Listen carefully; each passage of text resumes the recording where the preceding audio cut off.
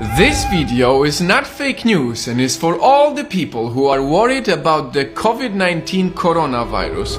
I did a lot of research and found a remedy to everyone's fear, and the remedy is in numbers, because numbers don't lie. Let's start with how many people are sick right now. 80,000.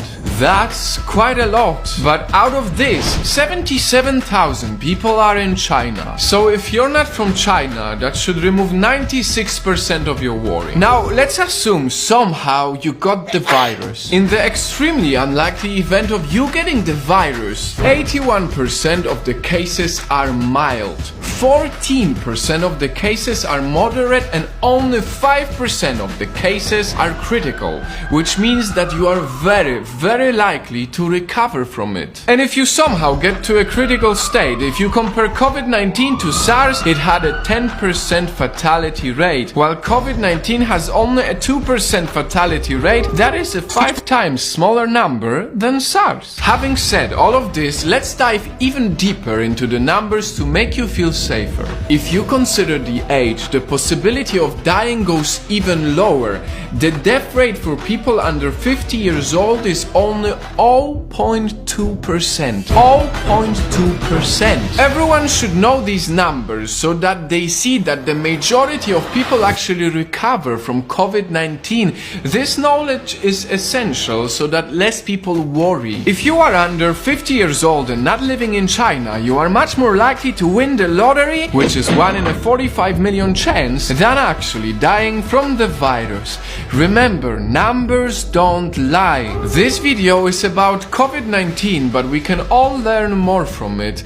A life lesson. Let's take one of the worst days so far, February 10th, when 108 people, mainly from China, died from the virus. This is a horrible, very high number, but on the same day, cancer killed 26,283 people. Heart disease killed 24,641 people. Diabetes killed 4,300 people. And suicide on that day took 27.7 times more people than COVID-19. The lesson here for us is to cherish our lives every single day, because truth is we never know what can happen to us.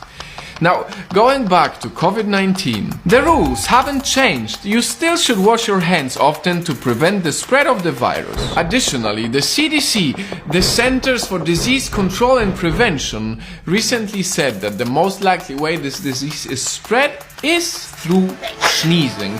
So you are still most likely to prevent the extremely unlikely event of getting sick by staying away from crowds. And last but not least, perhaps the most misinformed aspect, masks. This is coming from CDC as well. The people who are not sick do not need masks at this time. I said it in my last video. The main purpose for the mask is if you feel like you might be sick and don't want to risk sneezing on other people. Whew. I did a lot of research. This is a lot of facts and numbers, but they are important. As of 24th of February, there is no reason to panic. If there's anything we can do is to use COVID-19 as a reminder to care for our lives always, and not only when we're afraid. Because a bad diet, driving while drunk, or smoking is thousands of times worse than any coronavirus. Before I end this video, I want to touch one last topic that's very important to me: racism.